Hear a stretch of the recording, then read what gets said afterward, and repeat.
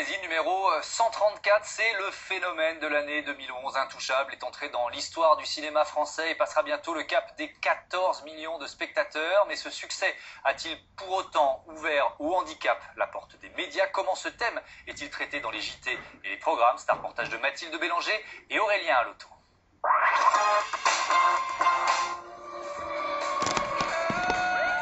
Allez, les voilà. 100 € que j'ai mis dans le ventre. Tenez.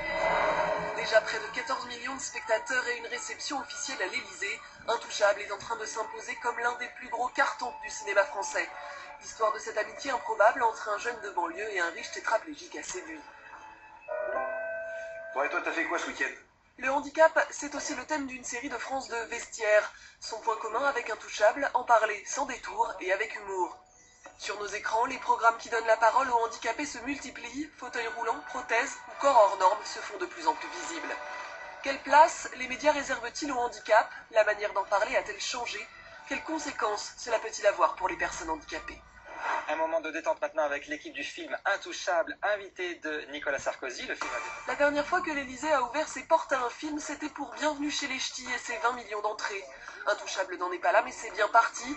En 6 semaines, il s'est hissé dans le top 5 du cinéma français.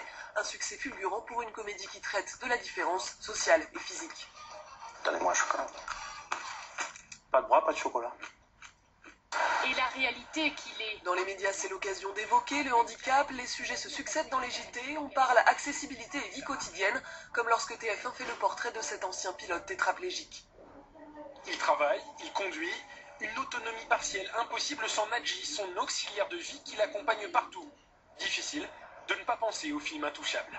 Il faut montrer des expériences qui se passent ici ou là en France pour l'accessibilité des personnes handicapées qui peuvent inspirer, servir de modèle, je dirais, à un maire, à un dirigeant d'association, etc. On doit être dans l'exemplarité. Le film a aussi donné une résonance particulière à la semaine pour l'emploi des personnes handicapées mi-novembre. Toute la presse s'intéresse alors au phénomène. Pour les associations, c'est une fenêtre médiatique sans précédent.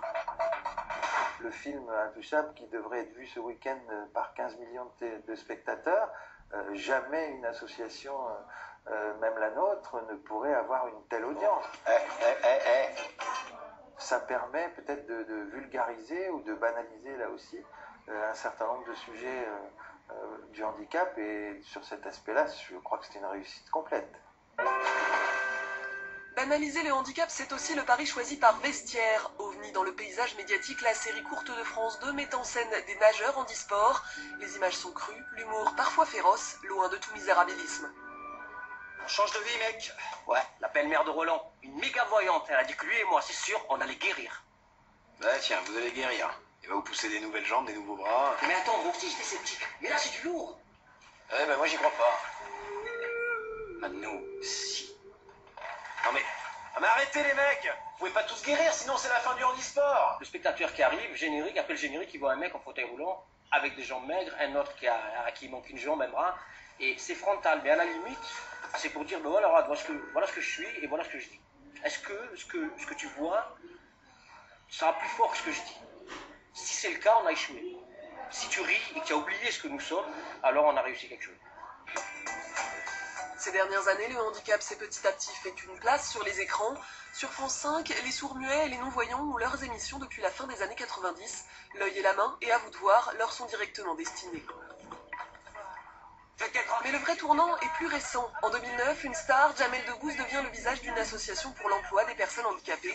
Pour la première fois, l'humoriste montre sa main au public. Ouais, Jamel, arrête, tu sais pas jouer de la guitare. Je sais peut-être pas jouer de la guitare, mais je sais faire plein d'autres trucs. Quelques mois plus tard, sur M6, un jeune cuisinier né sans avant-bras gauche se rend célèbre en remportant une émission culinaire.